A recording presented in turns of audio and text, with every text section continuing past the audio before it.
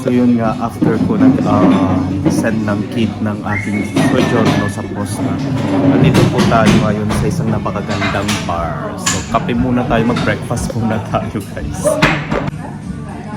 Diba? Deserve naman natin i-treat ang ating sarili. Ang ganda.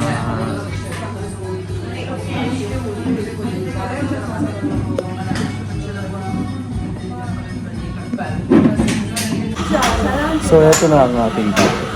Yan. So, ang pag-uusapan natin ngayon ay ang sojourno. Pero before anything else, yan. Habang nag-uusap tayo about sa sojourno, ay mag-breakfast muna tayo.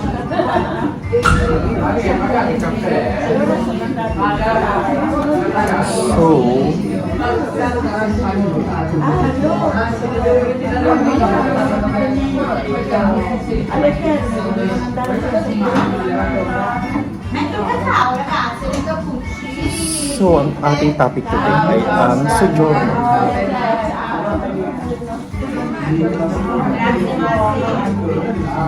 So, ito po guys ang ating sojourno.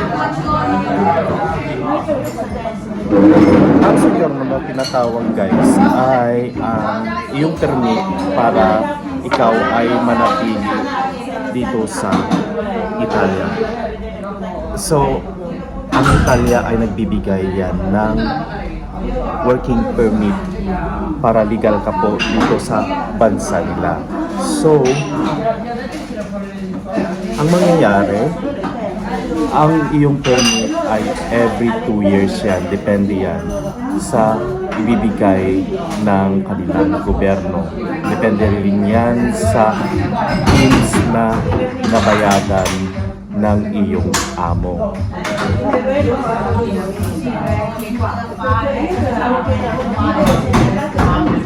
Nagutom ako.